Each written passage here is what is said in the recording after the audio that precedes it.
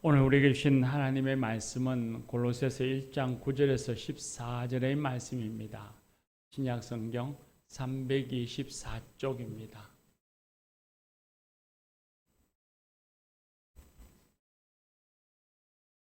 골로새서 1장 9절에서 14절의 말씀입니다.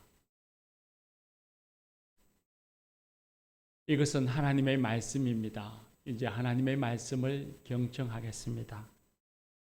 이로써 우리도 듣던 날부터 너희를 위하여 기도하기를 그치지 아니하고 구하노니 너희로 하여금 모든 신령한 지혜와 총명에 하나님의 뜻을 아는 것으로 채우게 하시고 주께 합당하게 행하여 범사에 기쁘시게 하고 모든 선한 일에 열매를 맺게 하시며 하나님을 아는 것에 자라게 하시고 그의 영광의 힘을 따라 모든 능력으로 능하게 하시며 기쁨으로 모든 견딤과 오래 참음에 이르게 하시고 우리로 하여금 빛 가운데서 성도의 기업의 부분을 얻기에 합당하게 하신 아버지께 감사하게 하시기를 원하노라.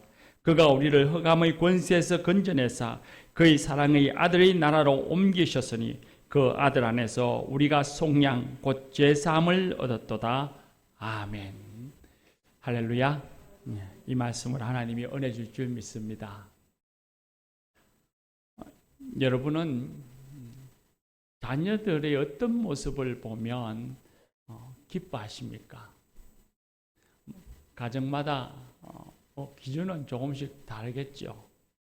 그러나 그 중에서 중요한 것 하나를 손꼽아 보라고 하면 아마도 그 나이대에 자녀들이 그 나이대에 해야 할 일을 열심히 잘 하는 걸 보면 흐뭇해할 것입니다. 중학생이 된 아이가 공부를 하지 않고 밖에 나가서 열심히 일해서 많은 돈을 벌어온다고 기뻐하고 흐뭇해할 부모는 아마 없을 것입니다. 자녀들이 어린아이 때에, 학생일 때에, 청년일 때에, 장년이 되어서 그 시기에 거기에 합당한 생활을 하며 살아갈 때에 부모들은 기뻐하고 즐거워합니다. 하나님과의 관계를 한번 생각해 보면 하나님께서는 우리의 어떤 모습을 보시고 기뻐하실까요? 하나님의 자녀로서 합당하게 살아갈 때일 것입니다. 그리스도인으로서 그리스도인이면서 그리스도인답게 살아갈 때에 하나님께서 기뻐하실 것입니다. 그렇지 아니하고 하나님의 자녀면서 하나님 자녀답게 살아가지 못하는 그 품성과 그 행동과 말들을 보면 하나님이 근심하실 것입니다. 신앙의 연륜이 깊어져 갈수록 성숙해져서 그 연륜에 합당한 삶을 살아갈 때에 우리는 그 삶을 하나님이 기뻐하실 것입니다. 오늘 우리가 읽은 말씀은 바울 사도가 골로새 교회와 성도들을 위해 기도하는 내용입니다. 그래서 9절에 보면 하나님께 구하노니라고 했고 12절에 보면 원하노라 하며 기도를 마칩니다. 골로새 교회와 성도들이 이렇게 살기를 원합니다 하면서 하나님께 바라며 기도하는 내용인데 이 말씀을 다른 의미로 생각해 보면 골로새 교회 교인들이 살아가야 할 삶의 방향과 목표인 것입니다. 이렇게 살아가야 하고 이걸 이룰 수 있도록 해 주십시오 하는 것이니 다른 말로 표현해 보면 이렇게 살아가야 하고 이걸 이루어 가야 한다는 것이지요. 오늘 우리에게도 마찬가지입니다. 오늘 이 말씀을 읽는 저와 여러분에게도 주님께서는 하나님의 자녀로서 추구하며 살아가야 할 삶의 방향과 목표가 무엇인가를 이 말씀을 통해서 우리에게 가르쳐 주십니다. 이 말씀의 기도의 말씀의 중심이 되는 것은 10절입니다. 10절에 보면 주께 합당히 행하여 범사에 기쁘시게 하고 했습니다. 이때 기쁨을 받는 주체는 하나님입니다. 주님이 보시기에 합당한 생활을 통해서 하나님을 기쁘시게 하는 사람, 하나님을 기쁘시게 하는 생활이 되어야 한다고 말씀하십니다. 결국은 하나님을 기쁘시게 하는 것이 그리스도인들이 추구하며 살아가야 할 삶의 방향이고 목표라는 것이지요.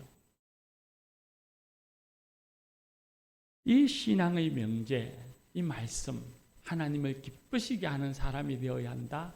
하나님을 기쁘시게 하는 생활을 하는 그리스도인이 되어야 한다 하는 이 신앙의 명제가 오늘날 개인주의가 발달하고 자기중심적인 삶을 살아가는 것을 지극히 당연히 여기는 현대인들에게는 낯설고 불편한 느낌을 줍니다.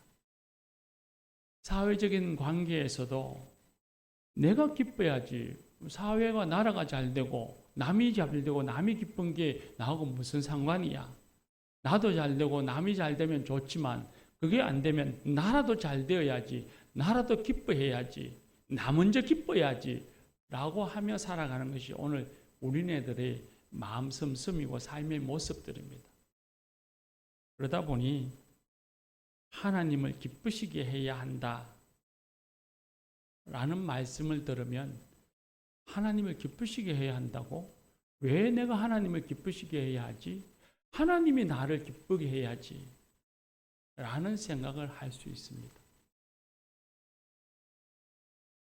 하나님은 모든 만물의 창조주시며 동시에 이 모든 만물, 우주와 역사를 다스리시는 하나님이십니다. 그러면서 동시에 우리 생명 한 생명, 이 땅의 생명 하나 한 사람 한 사람을 지극히 사랑하셔서 독생자 예수님을 죽음에 내어주시기까지 우리를 사랑하시는 분이기도 하십니다. 사람은 항상 어떤 편에 서서 살아가게 되어 있습니다. 어디에 속하여 살아갑니다. 자신의 욕심의 편에 서서 그 욕심에 속하여 살아가든지 하나님의 편에 서서 하나님에 속하여 살아가든지 반드시 어느 쪽에 속하여 살아가게 되지, 사람이 살아가면서 그것과는 무관하게 오로지 홀로 아무 것에 속하지 아니하고 어떤 편에도 들지 않고 살아가는 사람의 삶이란 건 존재하지 않습니다. 하나님을 기쁘시게 한다고 하는 것은 만물의 주인이시고 이 세상을 통치하고 다스리시는 그 하나님의 편에 살아간다는 것을 의미합니다. 결국 그렇게 살아가니 나와 무관한 것이 아니라 그렇게 하나님을 기쁘시게 하며 살아가는 것이 내 인생을 의미 있게 만들어줍니다. 내 인생을 가치 있게 만들어줍니다. 하나님의 편에 속하기 때문입니다. 또한 동시에 하나님의 그 큰 사랑 안에 거하는 것이니 하나님이 베풀어 주시는 그 사랑을 먹고 마시며 삽니다. 하나님이 베풀어 주시는 영광과 존귀함을 누리며 살아가게 되는 것입니다. 그래서 하나님을 기쁘시게 하며 살아간다고 하는 것은 곧 내가 행복한 길이요, 내가 기뻐하며 살아가는 길인 것입니다. 이것이 진리인데 오늘날 세상은 하나님 없는 것처럼 살아가는 것이 당연한 것이고 행복이라고 여기며 살기에 오히려 우리를 더 불행하게 하는 것입니다. 교우 여러분, 저와 여러분이 하나님을 기쁘시게 하며 살아가는 인생이 되기를 축복합니다. 근데 이렇게 하나님을 기쁘시게 하며 살아야 한다라고 딱 명제를 두고 말씀을 받으면 그 다음에 생각나는 것이 있습니다. 그럼 어떻게 하는 것이 하나님을 기쁘시게 하며 살아가는 것일까 하는 질문이 생기죠. 오늘 말씀에 보면 하나님을 기쁘시게 하는 삶이란 주님이 보시기에 합당한 생활이어야 하고, 그리고 합당한 생활은 이런 것이란다 하면서 우리에게 가르쳐 주십니다. 첫 번째는 하나님의 뜻을 아는 것입니다. 주님이 기뻐하시는, 또 주님이 보시기에 합당한 생활을 하기 위해서는 하나님이 원하시는 것이 무엇인지, 하나님의 뜻이 무엇인지를 알아야 합니다.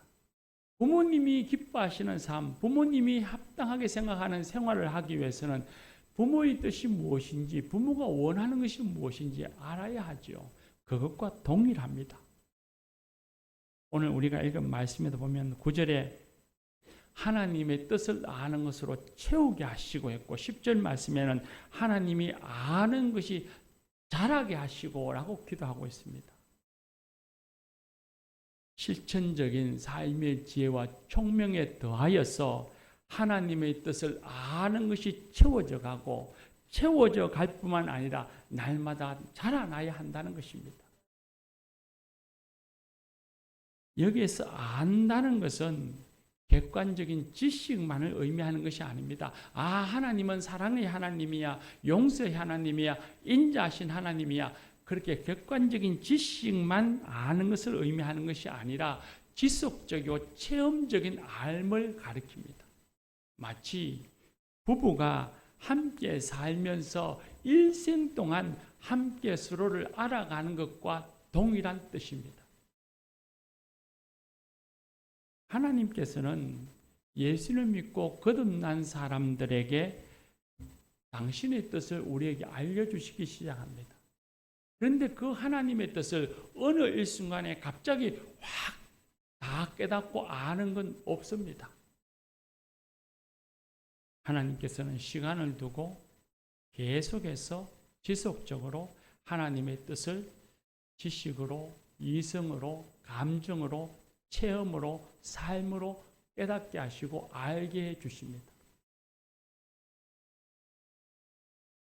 사람이 감히 하나님을 다 안다라고 말할 수 없습니다.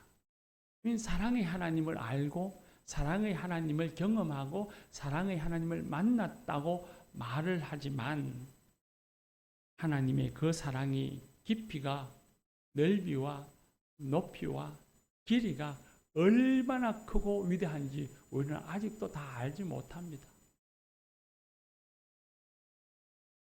하나님의 뜻을 알기 위해서는 우리가 하나님을 더 많이 알아가기 위해서는 더 많이 하나님을 체험하기 위해서는 하나님께서 보여주신 이 하나님의 말씀, 성경 말씀을 평생 놓지 말고 읽고 묵상하며 살아야 합니다. 또한 설교 말씀을 깊이 듣고 그저 한 사람의 이야기를 듣는다가 아니라 하나님이 목사를 통해서 말씀을 선포하고 들려주신다 하는 긴장감과 진지함을 가지고 진중함을 갖고 말씀을 듣고 그 말씀에 따라 살아가려고 실천하며 살아야 합니다.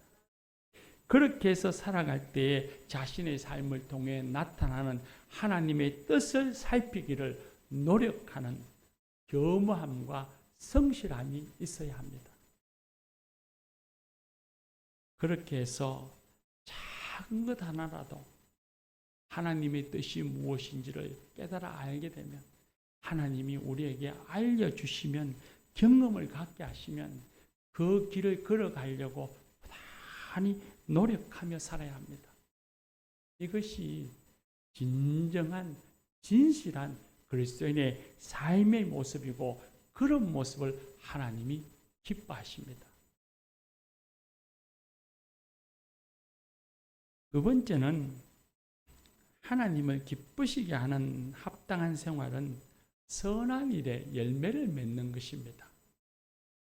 우리가 인생을 살면서 선한 사람들, 좋은 사람들과 선한 뜻을 도모하고 그리고 함께 선한 일을 하며 살아가는 것이 얼마나 행복한 것인지 모릅니다.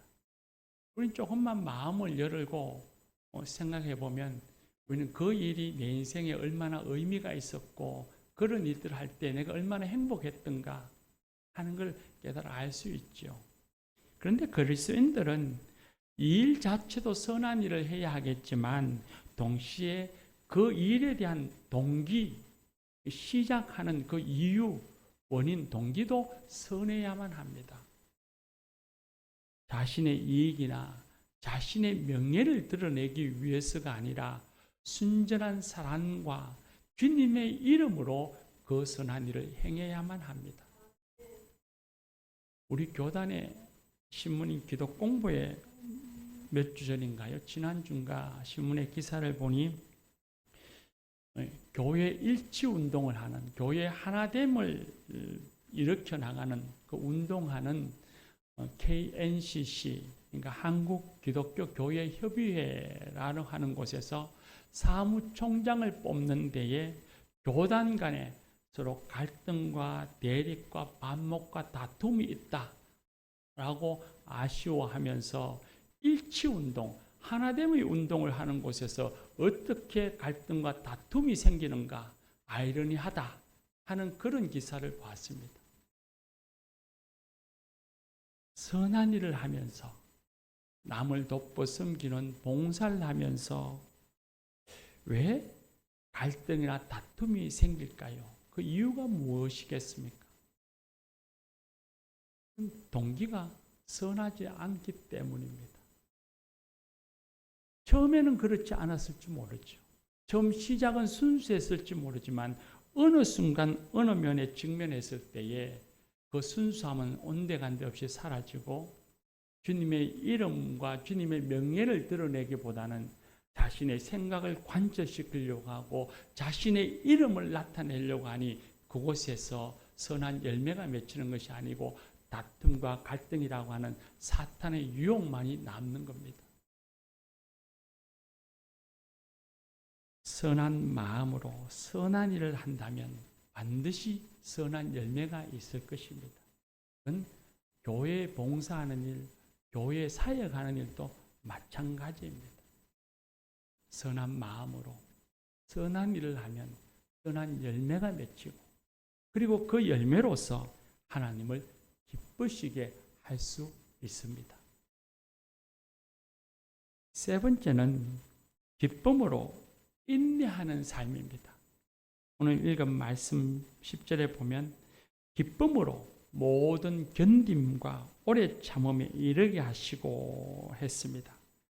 이 견딤과 오래 참음이 뜻은 동일한지 모르지만 의미는 조금 다릅니다. 견딘다 하는 것은 어려운 상황에서 인내한다는 것이고 참는다고 하는 것은 사람과의 대인 관계에서 어려움을 참는다 그런 뜻입니다. 견딜 수 없는 상황을 견디고 참을 수 없는 사람과의 관계를 참는 것, 인내하며 살아가야 한다는 것을 말씀합니다. 합당히 행하는 일, 주님이 보시기에 합당하겠다 여기시는 그 일에는 반드시 인내가 필요합니다. 요즘 우리는 인내라고 하는 이런 과정 없이 이런 과정을 생략한 채 자꾸 결과를 따먹으려고만 하는 경향성을 가진 것 같습니다. 그런데 제가 오래 살지는 않았습니다만 살아보니 그런 건 없는 것 같습니다. 과정이 없이 결과만 손에 쥐어지는 건 없는 것이죠. 오히려 과정 없이 결과만 내게 좋은 결과만 주어지면 그건 내게 선이 아니고 오히려 내게 악이 될 가능성이 훨씬 더 많다는 것을 경험합니다. 인내는 그저 얻어지는 것이 아닙니다. 과정을 통해서 만들어지는 것입니다. 그런데 중요한 것은 오늘 말씀에 중요한 것은 이 견딤과 참음 앞에 있는 이 단어에 주목하게 됩니다. 너 참고 견뎌야 한다. 예, 내가 이를 악물고 한번 견뎌보겠습니다. 그런 말은 누구나 쉽게 할 수 있습니다. 그런데 오늘 주님께서는 뭐라고 말씀하시냐면 너희는 기쁨으로 견디고 참아야 하느니라 말씀합니다. 어려운 상황이 닥쳐오고 힘든 사람하고 뭔가 선한 일을 하는데 참고 견디고 인내하는 것이 가능한 일일까요? 참 어려운 일이겠죠. 그런데 성경 말씀을 보면 성경에서는 어렵고 힘든 일, 인내해야 할 상황이 닥쳐올 때에 그때 현재의 어려운 상황을 바라보지 말고 견디고 난 후에 맞이하게 될 하나님이 주실 축복, 이루어질 그 일, 손에 쥐게 될 그 열매를 바라보며 기뻐하라. 그렇게 말씀하십니다. 그래서 로마서 5장 말씀에 보면 환난이 인내를, 인내는 연단을, 연단은 소망을 이룬다 하시면서 너희가 어렵지만 소망이 있으니 기뻐하라. 인내하며 기뻐하라. 그렇게 우리에게 가르쳐 주고 계십니다. 히브리서 12장 말씀에도 보면 예수님도 그 앞에 있는 즐거움을 위하여 십자가를 참으셨다고 말씀합니다. 십자가를 지는 것이 너무나 힘든 고통이지만 십자가를 짐으로써 생겨나는 결과들, 죄 가운데 있는 사람들이 죄 용서받고 구원받고 모든 인류가 구원받을 수 있고, 또한 십자가에 죽지만 죽음에 그치지 않고 부활의 영광 가운데 들어가시니 그 영광을 바라보시고 십자가를 참으셨다는 것입니다. 인내 뒤에는 하나님이 주시는 축복이 있습니다. 하나님이 주시는 영광이 있고 하나님이 우리를 존귀하게 해주십니다.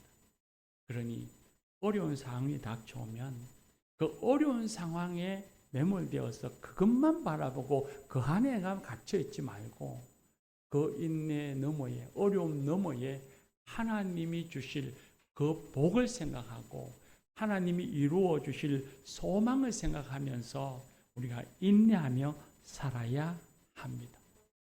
또한 인내할 때에 우리 홀로 있지 않습니다. 오늘 말씀에도 보면 있지만 거기에는 하나님이 영광의 능력으로 함께해 주십니다. 그 능력으로 우리는 견딜 수 있고 참을 수 있습니다. 마지막으로 12절 말씀에 보면 감사하는 삶이 합당한 생활이고 하나님이 기뻐하시는 것이라 말씀하십니다. 감사하며 사는 삶이 아름답고 복되다는 것을 모르는 사람이 있을까요? 입에 늘 불평을 달고 살고 누군가를 미워하면서 살아가는 삶이 행복한 사람은 아무도 없습니다. 늘 감사하며 살고 웃으며 사는 사람이 행복하지요. 그걸 모르는 사람은 아무도 없습니다. 그런데 우리는 삶의 어려운 난관을 맞닥뜨리면 우리는 너무 자주 감사를 잃고 잊어버리고 불평하게 되고 분노하게 되어지고 낙심하며 살아갈 때가 있습니다. 그런데 주님께서는 그런 우리의 처지를 모르시지 않으실 텐데 우리를 향해서 감사하라 말씀하십니다. 주님이 감사하시라 하라 하는 그 감사의 근원은 어디서부터 나오는가? 어려운 상황이 닥치고 불평의 상황이 닥치고 낙심의 상황이 닥칠 때에 주님이 너희에게 주신 은혜를 생각하라. 그렇게 말씀하십니다. 오늘 우리가 읽은 말씀 12절에 보면 그렇게 말씀합니다. 빛 가운데서 성도의 기업의 부분을 얻기에 합당하게 하신 하나님을 감사하라 하십니다. 성도의 기업이라고 하는 것은 하나님이 모든 백성에게 주시는 영원한 생명입니다. 하나님께서 우리를 불러서 하나님께서 우리를 불러 흑암의 권세에서 빼내어 죄 용서해 주시고 그리고 새 생명에 참여하게 하실 뿐만 아니라 그리스도께서 통치하시는 그 나라로 그리스도의 통치의 나라로 하나님의 나라로 우리를 옮겨주셨습니다. 이건 세상의 그 무엇으로도 얻을 수 없는 기쁨이고 은혜이고 우리의 존재성입니다. 이 세상이 줄 수 없는 것을 하나님으로부터 받았습니다. 그리고 내 존재가 변화되었고 그 은혜가 변하지 아니하고 여전히 내가 어떤 처지에 있든지 내가 어떤 삶을 살아가든지 나와 함께하고 있습니다. 그러니 기뻐하는 건 너무나 당연한 일이고 감사하며 살아가는 건 너무나 당연한 일이죠. 그 당연한 것을 당연하게 감사하며 살아갈 때에 하나님이 기뻐하십니다.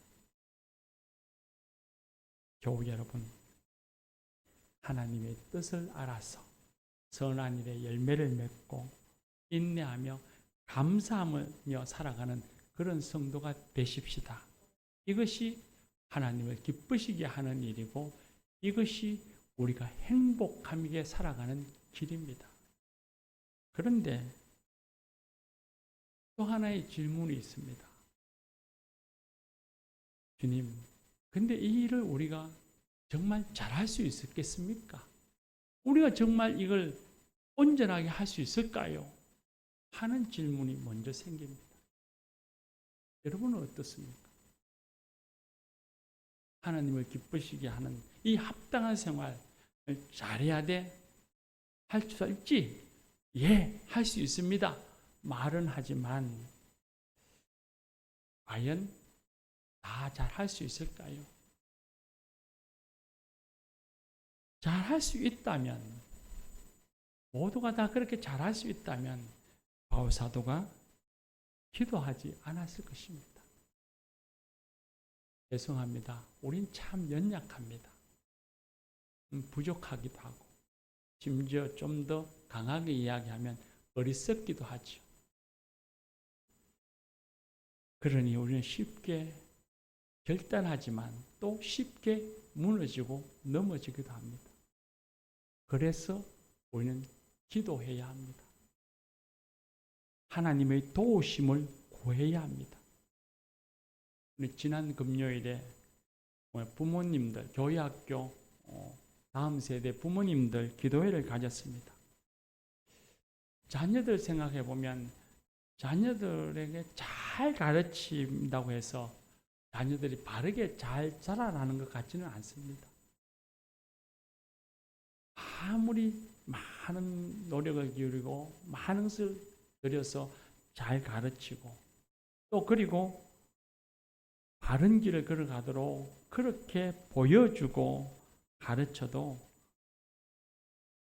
자주 어긋난 길을 걸어가기가 쉬운, 또 걸어갈 수 있는 것이 자녀들이죠. 그래서 부모님들이 자녀를 위해서 기도합니다. 하나님이 그 자녀들의 주인이시고 그 생명을 주신 분도 하나님이시니 하나님께서 내 자녀, 하나님의 생명을 책임져 주시고 선한 길로 인도해 주십시오. 이 어려운 시기에 안전하고 건강한 삶을 살게 해주십시오 라고 기도하는 것이죠. 그럼 부모된 우리는 어떻습니까? 어른들 된 우리의 삶은 어떨까요? 우리도 마찬가지입니다. 하나님을 기쁘시게 하는 삶을 살고 싶지만 잘 되지 않을 때가 많고 욕심이 앞서서 주님의 뜻을 알면서도 행하지 않고 살아가는 일도 빈번하게 경험합니다. 이런 나약함과 어리석음에서 벗어나기 위해서 우리는 주님의 도우심을 구해야 합니다.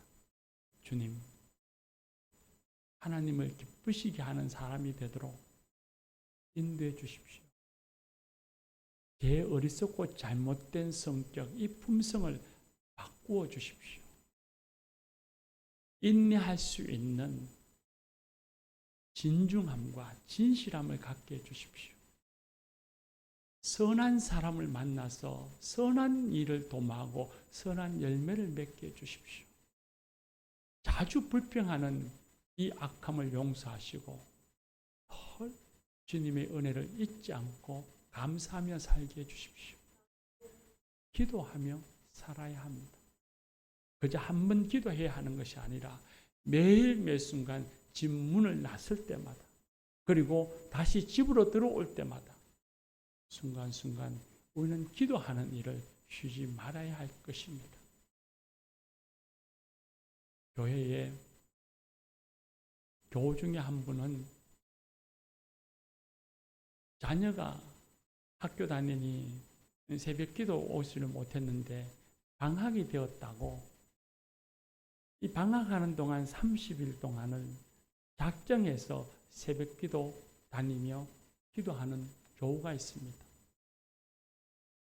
또 자녀가 아프다고 그 병을 치유해 주시기를 매달리며 기도하기 시작했는데 그때로부터 지금까지 하루도 쉬지 않고 새벽 제단사하며 새벽마다 기도하는 교우들이 있습니다. 하나님께서 그 기도하는 교우들의 삶을 기뻐하시지 않겠습니까? 하나님께서 그 삶에 복을 주시지 않겠습니까?